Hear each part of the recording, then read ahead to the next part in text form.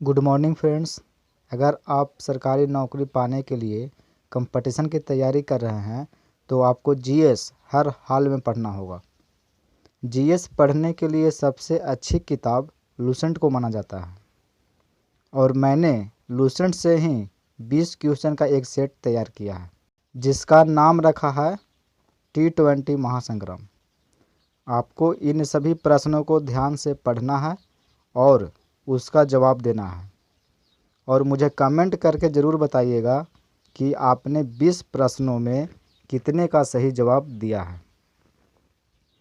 अगर आपको वीडियो पसंद आए तो लाइक शेयर ज़रूर करिएगा और T20 महासंग्राम के सभी वीडियो को देखने के लिए चैनल को सब्सक्राइब कर लीजिएगा।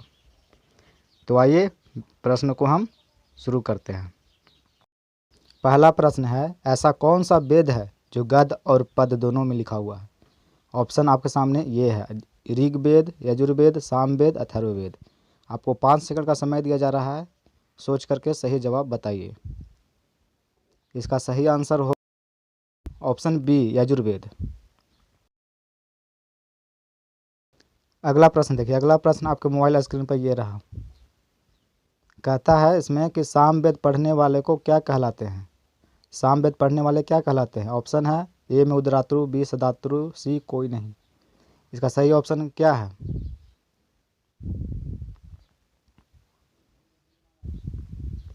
आंसर ए, इसका सही ऑप्शन ए सही है, उदातृ होगा। सामवेद पढ़ने वाले को क्या कहते हैं? उदातृ कहते हैं।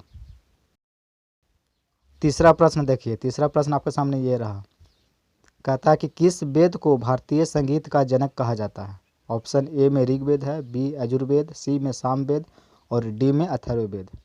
आपके पास 5 सेकंड का समय है, सोचिए। उसके बाद सही ऑप्शन क्या है बताइए। किस वेद को भारतीय संगीत का जनक कहा जाता है? ऑप्शन सी सही है, सामवेद। चौथा प्रश्न आपके स्क्रीन पर ये रहा। कहता है कि अथर्ववेद के रचयिता कौन है? तुलसीदास, वाल्मीकि, अथर्व ऋषि या इनमें से कोई नहीं। अथर्ववेद के रचयिता कौन है? इसका सही ऑप्शन सी है, अथर्व ऋषि। अथर्व ऋषि अथर्ववेद के रचयिता हैं। ठीक है। पांचवा प्रश्न आपके स्क्रीन पर ये रहा। उस वेद का नाम बताइए जो कन्याओं के जन्म की निंदा करता है। ए ऋग्वेद, बी में है सामवेद, सी यजुर्वेद और डी अथर्ववेद। ऐसा कौन सा वेद है जो कन्याओं के जन्म की निंदा करता है? बताइए कौन सा ऑप्शन इसमें सही होगा। सी यानी यजुर्वेद। यजुर्वेद जो है कन्याओं के जन्म की निंदा करता है। छठा प्रश्न है, किस वेद में सभा एवं समिति को प्रजापति की 2 पुत्रियां कहा गया है? ऑप्शन है ऋग्वेद, सामवेद, यजुर्वेद, अथर्ववेद। बताइए किस वेद में सभा एवं समिति को प्रजापति की 2 पुत्रियां कहा गया है? ऑप्शन डी सही है, अथर्ववेद। अथर्ववेद में कहा गया है। अगला प्रश्न देखिए। सबसे प्राचीन वेद कौन सा है? सबसे प्राचीन वेद कौन सा है? ऑप्शन है ऋग्वेद, सामवेद, यजुर्वेद, अथर्ववेद। बताइए कौन सा वेद है जो सबसे प्राचीन है?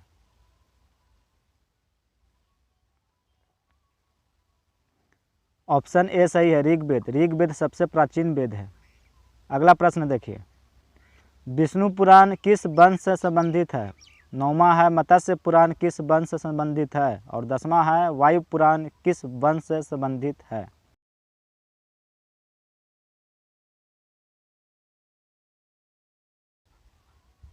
बताइए इसका क्या आंसर होगा। 8 का आंसर होगा मौर्य वंश, 9 का आंसर होगा आंध्र सातवाहन वंश और 10 नंबर क्वेश्चन का आंसर होगा गुप्त वंश।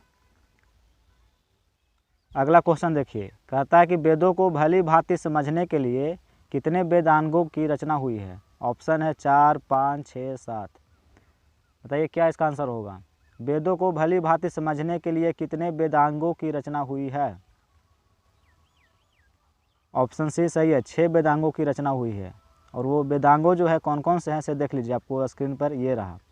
शिक्षा, ज्योतिष, कल्प, व्याकरण, निरुक्त तथा छंद। एक 6 जो है वेदांग है। ठीक है। अगला प्रश्न देखिए। पुराणों के रचयिता किसे माना जाता है? बताइए, आपके पास 5 सेकंड का समय है। पुराणों के रचयिता किसे माना जाता है? इसका उत्तर क्या होगा? उत्तर है लोमहर्ष अथवा उनके पुत्र उग्रसर्वा। 13 नंबर प्रश्न देखिए, कहता है पुराणों की संख्या कितनी है? ऑप्शन है 15, 16, 17, 18। पुराणों की संख्या कितनी है?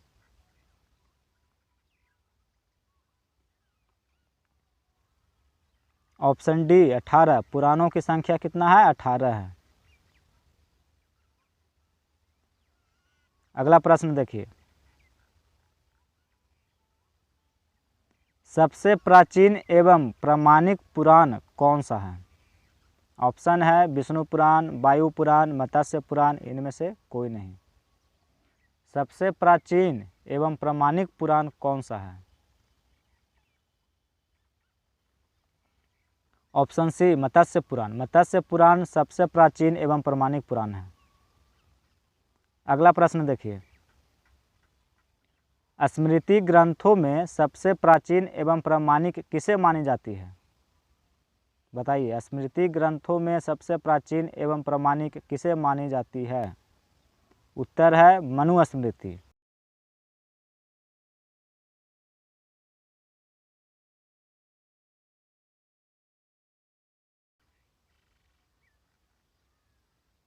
पंद्रह नंबर प्रश्न है, शुंग काल का मानक ग्रंथ क्या है? शुंग काल का मानक ग्रंथ क्या है? आंसर है मनुस्मृति। मनुस्मृति शुंग काल का मानक ग्रंथ है। ठीक है। अगला प्रश्न देखिए, 16 नंबर प्रश्न है, गौतम बुद्ध की पूर्व जन्म की कहानी किसमें वर्णित किया गया है? ऑप्शन है जातक, घातक, इनमें से कोई नहीं। बताइए क्या होगा? गौतम बुद्ध की पूर्व जन्म की कहानी किसमें वर्णित किया गया है? कौन सा ऑप्शन सही है इसमें? ऑप्शन बी सही है, जातक। जातक में जो है गौतम बुद्ध के पूर्व जन्म की कहानी वर्णित किया गया है। अगला प्रश्न देखिए, हीनयान का प्रमुख ग्रंथ कौन सा है? ऑप्शन है तथावस्तु, कथावस्तु, या इनमें से कोई नहीं। कौन सा ऑप्शन सही है? हीनयान का प्रमुख ग्रंथ कौन सा है?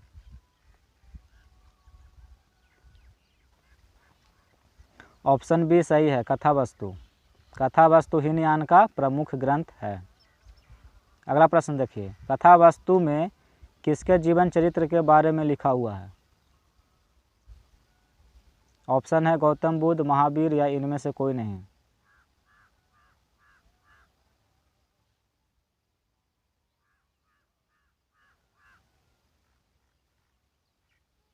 ऑप्शन ए सही है, गौतम बुद्ध। गौतम बुद्ध का ही जीवन चरित्र उस किताब में लिखा हुआ है।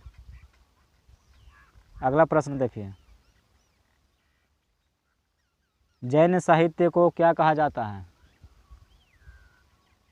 ऑप्शन है कागम, आगम, पागम, या इनमें से कोई नहीं। जैन साहित्य को क्या कहा जाता है?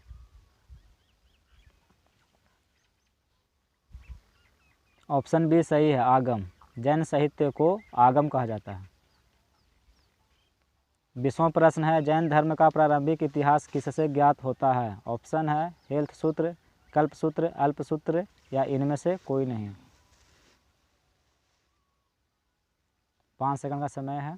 जैन धर्म का प्रारंभिक इतिहास किससे ज्ञात होता है?